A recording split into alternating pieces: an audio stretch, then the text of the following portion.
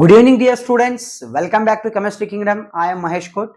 So, as you know, I started second PUC Chemistry, Haloalkanes and Haloarine chapter. Already 2 videos are completed. If you have not seen the video, the link is given in the description.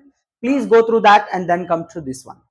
So, in today's class, we are going to talk about nature of CX bond in haloalkanes and as well as up to now all the 3 videos what we studied regarding that competitive question. Okay, yes, let us begin the video. Nature of CX bond. So in haloalkanes, CX bond is present. No, X means what? X means a halogen. Carbon and halogen, which is having more electronegativity? Halogen. Obviously, halogen has more electronegativity. As a result, these electrons are pulled towards the halogen. So halogen gets partial negative charge. Carbon is giving, it will get partial positive charge. Hence, this bond is called a polar bond. This bond is called a polar bond. Which bond? Polar bond. What is the meaning of polar bond, sir? The bond in which both positive and negative charge separate each other, right? Why halogen gets partial negative charge, sir? Because compared to carbon, halogen has a more electronegativity, hence it will pull the electron towards itself, and hence the bond is polar in nature. I hope you understood. Yes. Then among Ci, Cbr, CCl and Cf, which bond is stronger, sir? Carefully see. First we'll talk about bond length. Okay, bond length.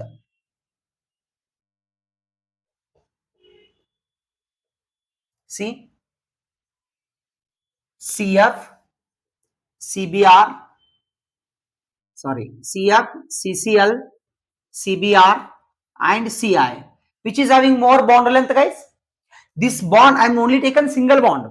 Along with carbon, attached some other groups are also present here. Bere group kuda ಇಲ್ಲಿ attach ಆಗಿರ್ತಾವ್ರಿ.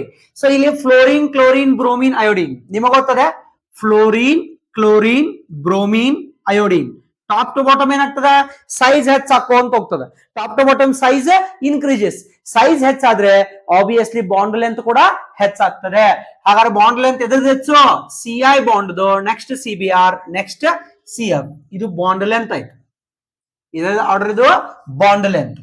ಹಾಗಾದ್ರೆ bond length ಇದು order ಇದ್ರೆ sir bond strength ಯಾವ್ದು ಜಲ್ದಿ bond cut ಆಗ್ತದ, ಯಾವ್ದು bond strong ಅನ್ನೋದಕ್ಕೆ ಏನಂತೀವಿ ನಾವು? Bond strength. ಏನ್ರಿ? Bond strength. ಇದನ್ನ 2021 ನೀಟಿದವ್ರು ಕೇಳಿದ್ರು, ಅದಕ್ಕೆ ಹೇಳ್ತಾ ಇದೀನಿ ನೋಡ್ರಿ. ಬಾಂಡ್ ಸ್ಟ್ರೆಂತ್ ಅಂದ್ರೆ ಯಾವ್ದು ಬಾಂಡ್ ಸ್ಟ್ರಾಂಗ್ ಐತಿ ಅನ್ನೋದು ಗುರ್ತಾ ಹಿಡಿಬೇಕು ನಾವು. ಸೊ ನಿಮಗೆ ಗೊತ್ತಿರ್ತಕ್ಕಂಥದ್ದು chemical bonding chapter first PUC ಕಲ್ತಿದ್ದೀರಿ ನೀವು. ಎಷ್ಟು ಬಾಂಡ್ ಉದ್ದ ಇರ್ತದಲ್ಲ ಅಷ್ಟೇನಾಗ್ತದ, ಜಲ್ದಿ ಕಟ್ ಆಗಿಬಿಡ್ತದೆ. ಯಾಕಂದ್ರೆ ಉದ್ದ ಆಯ್ತಂದ್ರೆ ಅದು ಜಲ್ದಿ ಕಟ್ ಆಗ್ತದೆ, ಎನರ್ಜಿ ಕಡಿಮೆ ಆಗ್ತದೆ ಅದನ್ನ ಕಟ್ ಮಾಡ್ಲಿಕ್ಕೆ. ಹಾಗಾದ್ರೆ bond length and bond strength are inversely proportional. Bond length and bond strength are inversely proportional. ಹಾಗಾದ್ರೆ ಹೇಳ್ರಿ, ಯಾವ್ದಕ್ ಬಾಂಡ್ ಸ್ಟ್ರೆಂತ್ ಹೆಚ್ಚಿರೋದು? Ci ಹೆಚ್ಚಿರೋದು. CF, CCl, CBr, Ci ಜಲ್ದಿ ಕಟ್ ಆಗ್ತದ, ಎಲ್ಲರಿಗಿಂತ ಕಡಿಮೆ bond strength. Cf bond length ಕಡಿಮೆ ಇದೆ, ಅದಕ್ಕಾಗಿ ಬಾಂಡ್ ಸ್ಟ್ರೆಂತ್ ಹೆಚ್ಚಿದೆ. ನೆನಪಿಟ್ಕೋಬೇಕು. ಏನ್ ಪಾಯಿಂಟ್ ನೆನಪಿಟ್ಕೋಬೇಕು? ಇದು ನೋಡ್ರಿ, bond strength inversely proportional to bond length. Bond strength inversely proportional to bond length. ಇದ್ರದ್ದು ಬಾಂಡ್ ಲೆಂತ್ ಅಗದಿ ಕಡಿಮೆ ಇದೆ, ಎಲ್ಲರಿಗಿಂತ ಸಣ್ಣದಿದೆ, ಅದಕ್ಕೆ ಇದನ್ನ ಕಟ್ ಮಾಡಕ್ಕೆ ಏನಾಗ್ತದ? ಹೆಚ್ಚು ಎನರ್ಜಿ ಬೇಕು. To break this bond, we require more energy since this bond is very smaller. So as bond length increases, bond strength decreases. Bond length increases, bond strength decreases. ಹಾಗಾದ್ರೆ 2021 ನೀಟಿಗೆ ಏನ್ ಕ್ವಶನ್ ಬಿದ್ದಿತ್ತು sir? ನೋಡ್ರಿ, ಏನ್ question ಕೇಳಿದ್ರು ಅಂದ್ರೆ bond strength order ಕೇಳಿದ್ರು ಅವರು. Bond strength order ಯಾವ್ಯಾವ sir? RF, RCl, RBr, RI. Bond strength ಅಂತ ಹೇಳಿದಾರೆ ಅವರು. ನಿಮಗೆ ಗೊತ್ತಿದೆ, ಬಾಂಡ್ ಉದ್ದಾದಂಗ ಏನಾಗ್ತದ? ಬಾಂಡ್ ಉದ್ದಾದಂಗ ಅದ್ರ ಸ್ಟ್ರೆಂತ್ ಕಮ್ಮಿ ಆಗ್ತದೆ, ಜಲ್ದಿ ಕಟ್ ಆಗ್ತದೆ. ಹಾಗಾದ್ರೆ ಬಾಂಡ್ ಸ್ಟ್ರೆಂತ್ ಹೈಯೆಸ್ಟ್ ಯಾವುದು? RF greater than RCl greater than RBr greater than RI. ಈ ಪ್ರಶ್ನೆ neat 2021 this question was asked. Which one? Bond strength order for RF, RCl, RBr and RI. Why RF is having stronger bond? Why RF is having stronger bond? Because that bond is very shorter. ಯಾವ bond ಸಣ್ಣದಿರ್ತದ ಅದರ bond strength ಹೆಚ್ಚಿರ್ತದ. I hope you understood. So this is regarding nature of CX bond. Bond length ಆಯ್ತು, bond strength ಆಯ್ತು, ಆಮೇಲೆ ಯಾವ ರೀತಿ question ಕೇಳ್ತಾರ ಅನ್ನೋದು ಗೊತ್ತಾಯ್ತು ನಿಮಗೆ. ಇನ್ನೇನ್ ಮಾಡೋದು, ಒಂದಿಷ್ಟು ಇಲ್ಲಿ ತನಕ ಏನ್ ಕಲ್ತೀವಿ ನಾವು, IUPAC nomenclature, classification of haloalkanes and also nature of CX bond. ಈ ಇಷ್ಟು ಕಾನ್ಸೆಪ್ಟ್ ನಾಗಿಂದ ಇವತ್ತು ನಾವೇನ್ ಮಾಡೋಣ, ಕಾಂಪಿಟೇಟಿವ್ ಕ್ವಶನ್ ಯಾವ ರೀತಿ ಕೇಳ್ತಾರ ಒಂದು 10-15 ಕ್ವಶನ್ ಬಿಡಿಸೋಣ. ನಾಳೆ ವಿಡಿಯೋದಾಗ ಏನ್ ಮಾಡ್ತೀವಿ, ಪ್ರಿಪರೇಷನ್ ಆಫ್ ಹ್ಯಾಲೋಅಲ್ಕೇನ್ ಸ್ಟಾರ್ಟ್ ಮಾಡೋದು. ಓಕೆನಾ? ಹಾಗಾದ್ರೆ ಕ್ವಶನ್ಗಳು ನೋಡ್ರಿ, ವಿಡಿಯೋ ಕರೆಕ್ಟ್ ಆಗಿ ನೋಡ್ರಿ. ನಿಮಗೆ ಏನು ತಿಳಿಲ್ಲ ಅಂದ್ರೆ 100% ಕಮೆಂಟ್ ಮಾಡ್ರಿ. ಯಾವುದೇ ಡೌಟ್ ಇದ್ರು ನಾನು ಕೂಡ ಸಾಲ್ವ್ ಮಾಡ್ತೀನಿ. ಸ್ಕ್ರೀನ್ ಶಾಟ್ ಬೇಕಾದ್ರೆ ತಕ್ಕೋರಿ. ನೋಡ್ರಿ, ಫಸ್ಟ್ ಕ್ವಶನ್ ಬರ್ದೆ ನೋಡ್ರಿ. ಇಥೈಲಿಡೀನ್ ಬ್ರೋಮೈಡ್ ಈಸ್, ನಾನು ನಿಮ್ಗೆ already ಹೇಳಿದಿನು IUPAC and common nomenclature video. So if you have not seen that, the link is given in the description. Please go through that and then comes to this one. ಅದು ಎರಡನೇ ವಿಡಿಯೋದಾಗ ಹೇಳಿದೆ ನೋಡ್ರಿ, ನೋಡ್ಲಾಗಿಲ್ಲ ಅಂದ್ರೆ ಹೋಗಿ ನೋಡ್ರಿ. ಇಥೈಲಿಡೀನ್ ಅಂತಂದಾಗ ದಿಸ್ ಈಸ್ ಅ ಜೆಮಿನಲ್ ಡಯಾಲ್, ಜೆಮಿನಲ್ ಡೈಹಲೈಡ್ಸ್. ಜೆಮಿನಲ್ ಅಂದ್ರೆ ಏನ್ರಿ, ಎರಡು ಹ್ಯಾಲೋಜನ್ ಒಂದೇ ಕಾರ್ಬನ್ ಗೆ ಟಚ್ ಆಗಿರ್ಬೇಕು. ಎರಡು ಹ್ಯಾಲೋಜನ್ ಒಂದೇ ಕಾರ್ಬನ್ ಗೆ ಟಚ್ ಆಗಿದ್ರೆ ಏನಂತಾರೋ ಜೆಮಿನಲ್. ಎರಡು ಹ್ಯಾಲೋಜನ್ ಅಡ್ಜಸೆಂಟ್ ಕಾರ್ಬನ್ ಅಂದ್ರೆ ಬಾಜು ಟಚ್ ಆಗಿದ್ರೆ ಏನಂತಾರೋ ವೆಸಿನಲ್. ಜೆಮಿನಲ್ ಕ ಆಲ್ಕಲಿಡೀನ್ ಮತ್ತೆ ವೆಸಿನಲ್ ಕ ಆಲ್ಕೈಲೀನ್. ನಾ ಹೇಳಿದ್ದೆ ನಿಮಗೆ. So LIDNE ನೆನಪಿಟ್ಕೋಬೇಕು. ಎಂತದ್ದು, ಜೆಮಿನಲ್ ಹ್ಯಾಲೈಡ್ಸ್. ಜೆಮಿನಲ್ ಅಂದ್ರ ಜೆಮಿನಲ್ ಡೈಹಲೈಡ್ಸ್ ಗೆ ನಾವ್ ಏನ್ ಮಾಡ್ತೀವಿ, ಎಂತ ವರ್ಡ್ ಯೂಸ್ ಮಾಡ್ತೀವಿ, ಅಲ್ಕೈಲಿಡೀನ್ ಅಂತ ಕರಿತೀವಿ. Alkylidene halide, alkylidene halide. ಸರಿ, ಜೆಮಿನಲ್ ಅಂದ್ರೆ ಏನ್ ಸರ್? ಜೆಮಿನಲ್ ಅಂದ್ರ both halogen to same carbon, both halogen to same carbon. So ಅಂತ ಯಾವ್ದಿತ್ತು ನೋಡ್ರಿ, ಇಲ್ಲಿ ಎರಡು ಬೇರೆ ಬೇರೆ ಒಂದೇ ಕಾರ್ಬನ್ ಬೋರ್ಡ್ ಇದೆ, ಇದಂತೂ ಅಲ್ಲ. ಇಲ್ಲಿ ಬ್ರೋಮಿನ್ ಬೇರೆ ಬೇರೆ, ಇದಕ್ಕಂತಾರು ವೆಸಿನಲ್, ಇದು ಅಲ್ಲ. ಇದು ಬ್ರೋಮಿನ್ ಒಂದ carbon. Yes, so C is the correct option for this question. Ethylidene bromide. Sir dibromide ಯಾಕೆ ಅನ್ಲಿಲ್ರಿ? ಯಾಕಂದ್ರೆ ಕಾಮನ್ ನೇಮ್ ಹಂಗಿತ್ತಪ್ಪ ಅದು. Geminal dihalides is common name ಏನು, alkylidene halide. What is a common name for geminal dihalides? It is a alkylidene halide. Geminal ಅಂದ್ರೆ ಏನು, both halogen atoms are attached to same carbon. I hope you understood. Next question ನೋಡ್ರಿ. IUPAC name of allyl chloride is, IUPAC name of allyl chloride. Allyl chloride ಅಂದ್ರೆ ಏನ್ sir? allyl chloride ಅಂತಂದ್ರೆ ಇದನ್ನು ಕಲಿಸಿಯನ್ನ classification ದಾಗ ಹೇಳಿದೆ ನೋಡ್ರಿ. halogen is attached to sp3 hybridized carbon next to carbon double bond. Halogen is attached to sp3 hybridized carbon next to carbon double bond. So ಇಲ್ಲಿ chloride ಇರೋದ್ರಿಂದ Cl ಹಚ್ರಿ. ಇನ್ನು ಉಳಿದ್ ನೋಡ್ರಿ, next to carbon double bond. ಎರಡು bond ಆಗಿದಾವು 2 H, 3 bond ಆಗಿದಾವ 1 H, 2 bond ಆಗಿದಾವ 2 H. ಹೆಸರೇನ್ರಿ ಇದ್ರದ್ದು? ಈ ಕಡೆಯಿಂದ 1 ಕ್ಲೋರೋ ಬರ್ತಿ, ಈ ಕಡೆಯಿಂದ ಡಬಲ್ ಬಾಂಡ್ ಬರ್ತಿ.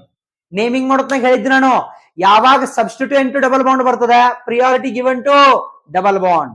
Whenever substituent and double bond both are coming, priority should be given to double bond. So one number illinda barbeku. 1 2 3 3 chloro, ಹೆಸರೇನು, 3 chloro prop 1 in, 3 chloro 1 propene. ಇದನ್ನ ಹುಡುಕಾಡ್ರಪ್ಪ. 3 chloro 1 propene, 3 chloro 1 propene, third option ಸರಿಯಾದ ಉತ್ತರ. I hope you understood. So ಇದೇ ರೀತಿ ಮತ್ತಷ್ಟು question ಗಳನ್ನು ಬಿಡಿಸೋಣ, ತಗೊಳ್ರಿ. Next question ನೋಡ್ರಿ, question number 3. IUPAC name of the given compound is. IUPAC name ಕೇಳ್ತಾ ಇದಾರೆ ಅವರು. ಹಾಗಾದ್ರೆ ನೋಡ್ಕೊಡ್ರಿ, ಈ ಸೈಡ್ ನೋಡ್ರಿ 1 2 ಸೆಕೆಂಡ್ ಪೊಸಿಷನ್ ಡಬಲ್ ಬಾಂಡ್ ಬರಕೈತಿ. ಈ ಕಡೆ ನೋಡ್ರಿ 1 2 3 ಥರ್ಡ್ ಪೊಸಿಷನ್ ಡಬಲ್ ಬಾಂಡ್ ಬರಕೈತಿ. ನಾನು ನಿಮಗೆ ಹೇಳಿದೆ, when double bond and substituent both are coming, priority given to double bond. ಹಾಗಾದ್ರೆ ಈ ಕಡೆಯಿಂದ ಬಂದ್ರೆ ಬ್ರೋಮಿನ್ 2ನೇ ಪೊಸಿಷನ್, ಈ ಕಡೆಯಿಂದ ಬಂದ್ರೆ ಡಬಲ್ ಬಾಂಡ್ 2ನೇ ಪೊಸಿಷನ್. ಯಾವ್ದು ಕರೆಕ್ಟ್? Double bond. ಹಾಗಾದ್ರೆ ನೇಮಿಂಗ್ ಹೆಂಗ್ ಮಾಡ್ಬೇಕು?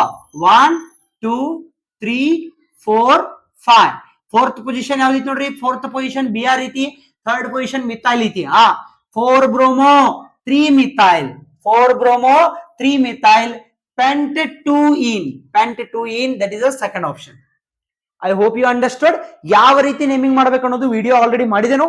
ನೀವು ನೋಡಿಲ್ಲ ಅಂತಂದ್ರ ಡಿಸ್ಕ್ರಿಪ್ಷನ್ ದಾಗ ಲಿಂಕ್ ಕೊಡಿದೆನು, ಅಲ್ಲೇ ನೋಡ್ಕೊಂಬರ್ರಿ. ನೆಕ್ಸ್ಟ್ ಕ್ವಶನ್ ನೋಡ್ರಿ, ವಿನೈಲಿಕ್ ಕ್ಲೋರೈಡ್ ಈಸ್. ನಾ ಹೇಳಿದೆ ನಿಮಗೆ, ವಿನೈಲಿಕ್ ಅಂದ್ರೆ ಏನ್ರಿ? Halogen is directly attached to carbon double bond. Halogen is directly attached to carbon double bond. ಅಂದ್ರೆ ಯಾವ ರೀತಿ ಬರ್ತದೆ ಸರ್ ಇದು? ಈ ರೀತಿ ಇರ್ತದೆ. ಇದಕ್ಕೇನಂತಾರೋ ವಿನೈಲಿಕ್ ಅಂತ ಕರೀತಾರೆ. ಈಗ ನೋಡ್ರಿ, halogen is directly attached to carbon carbon double bond. ಇದು ವಿನೈಲಿಕ್ ಇದೆಯಾ? Yes. Halogen is directly attached to carbon carbon double bond. ಇದು ವಿನೈಲಿಕ್ ಇದೆಯಾ? ಎಸ್. ಇದು ವಿನೈಲಿಕ್ ನೋಡ್ರಿ. Halogen is attached to carbon next to carbon carbon ಅಂದ್ರೆ ಇದು ಯಾವ್ದಾಯ್ತು? ಇದು ಅಲೈಲಿಕ್ ಆಯ್ತದು. ಅಂದ್ರೆ ಇದು ಆನ್ಸರ್ ಅಲ್ಲ. ಇವೆರಡು ಆನ್ಸರ್ ಇರೋದು ಎಲ್ಲಿದ್ರಿ? ಇಲ್ಲಿ. ಹಾಗಾಗಿ ಇದು answer. I hope you understood. Both A and B are correct answer for this question. So this is a correct answer. ಅರ್ಥ ಆಗ್ತಾ ಇದೆಯಾ? ಎಸ್. ನೆಕ್ಸ್ಟ್ ಕ್ವಶನ್ ತಗೊಳ್ಳೋಣ, ಬರ್ಕೊಡ್ರಿ. 5ನೇ ಕ್ವಶನ್ ನೋಡ್ರಿ. Secondary halide among the following is. ನಾನು ನಿಮಗೆ ಹೇಳಿದೆ primary ಅಂದ್ರ halogen attached carbon has only one substituent. ಅಂದ್ರೆ ಯಾವ ಕಾರ್ಬನ್ ಹ್ಯಾಲೋಜನ್ ಅಟ್ಯಾಚ್ ಆಗಿರ್ತದೋ ಅದಕ್ಕೆ ಒಂದು ಮಾತ್ರ ಸಬ್ಸ್ಟಿಟ್ಯೂಯೆಂಟ್ ಇರಬೇಕು. ಇನ್ನು 2 ಸಬ್ಸ್ಟಿಟ್ಯೂಯೆಂಟ್ ಇದ್ದಂದ್ರ ಸೆಕೆಂಡರಿ, 3 ಸಬ್ಸ್ಟಿಟ್ಯೂಯೆಂಟ್ ಇದ್ದಂದ್ರ ಟರ್ಷರಿ. ಅವ್ರು ಕೇಳ್ತಾ ಇರೋದು 2 ಸಬ್ಸ್ಟಿಟ್ಯೂಯೆಂಟ್. ನೋಡ್ರಿ, ಫಸ್ಟ್ ಸ್ಟ್ರಕ್ಚರ್ ಬರೀನು. ಐಸೋಪ್ರೊಪೈಲ್ ಕ್ಲೋರೈಡ್ ಅಂದ್ರೆ ಯಾವ ರೀತಿ ಹೇಳಿದೆ ನಿಮ್ಗ? ಒಂದು ಬ್ರಾಂಚ್ ಬರ್ತದೆ. ಈಗ ಕರೆಕ್ಟಾ? Isopropyl chloride. ನೋಡ್ರಿ, halogen attached carbon have 2 substituent. So clearly this carbon is a secondary. ಮುಗಿದೋಯ್ತು answer. Halogen attached carbon is having 2 substituent, hence it is a secondary. Clear? Direct ಒಂದೇ ಆಪ್ಷನ್ ಗೆ ಸಿಕ್ಬಿಡ್ತು ಆನ್ಸರ್. ಇವು N ಅಂತ ಇರಕ್ ಸಾಧ್ಯ ಇಲ್ಲ, ಯಾಕಂದ್ರೆ ಇವೇನಿರ್ತಾವ? Primary ಇರ್ತಾವ ಯಾವತ್ತು. ಎನ್ ಅಂದ್ರೆ ಸ್ಟೇಟ್ ಚೈನ್ ರೀ. Small N indicating state chain. State chain ಯಾವತ್ತು ಒಂದ ಸಬ್ಸ್ಟಿಟ್ಯೂಯೆಂಟ್, ಒಂದ ಬ್ರಾಂಚ್ ಇರ್ತದೆ. ಹಾಗಾಗಿ ಇದು ಪ್ರೈಮರಿ ಬರ್ತದೆ. ಇನ್ನು ಐಸೋಬ್ಯೂಟೈಲ್ ಕ್ಲೋರೈಡ್, ಇದು ಕೂಡ ಏನಿದೆ? ಪ್ರೈಮರಿ. ಐಸೋಬ್ಯೂಟೈಲ್ ಕ್ಲೋರೈಡ್ ಅಂದ್ರೆ ಹೆಂಗ್ ಬರ್ತದೆ ಸರ್? ಇದು 4 ಒಂದು CH3 ಇರ್ತದ, ಇಲ್ಲಿ Cl. ಒಂದು ಬ್ರಾಂಚ್ ಬಂದ್ರ ಐಸೋ ಅಂತ ಹೇಳ್ತೀವಿ.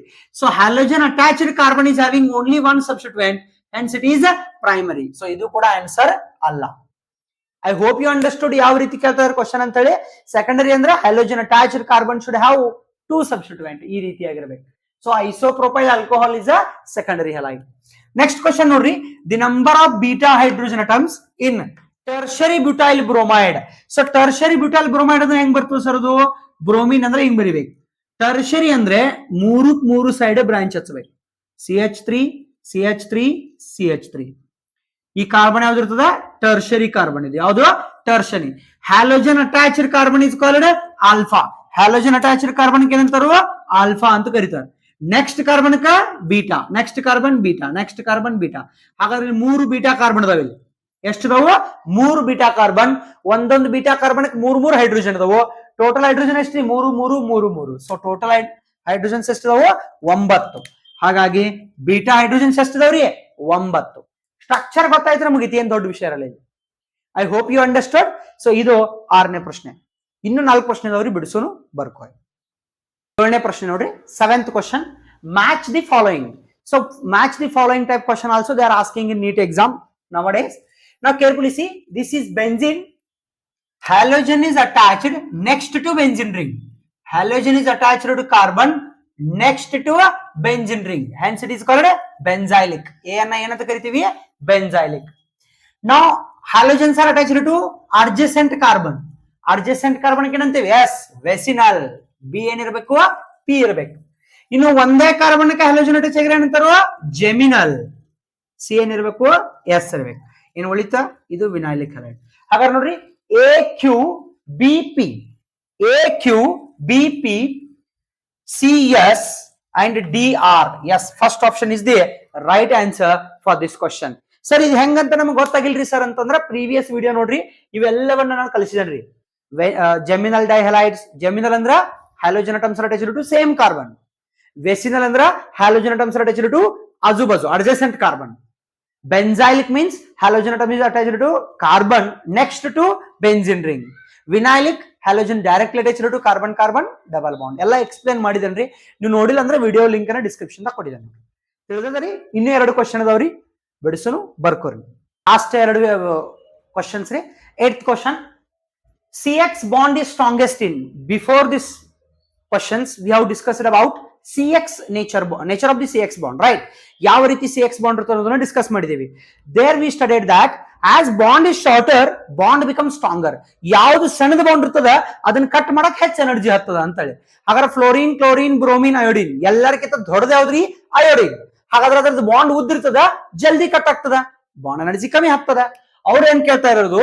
ಸ್ಟ್ರಾಂಗೆಸ್ಟ್ ಅಂತ ಕೇಳ್ತಾ ಇದಾರೆ ಅವರು. ಹಾಗಾದ್ರೆ ಅಯೋಡಿನ್ ಜಲ್ದಿ ಕಟ್ ಆಗ್ತದ, ಬ್ರೋಮಿನ್ ಕಟ್ ಆಗ್ತದ, ಕ್ಲೋರಿನ್ ಕಟ್ ಆಗ್ತದ. ಜಲ್ದಿ ಕಟ್ ಆಗುಲ್ ಯಾವ್ದ್ರಿ? CH3F. ಇದನ್ನ ಆಲ್ರೆಡಿ ಹೇಳಿದೆ ನಾ ಕ್ವಶನ್. ಇದನ್ನ ನೀಟ್ 2021 ದೊಳಗೆ ಕೇಳಿದ್ರು. NEET 2021 they have asked this question. ಓಕೆನಾ? ಎಸ್.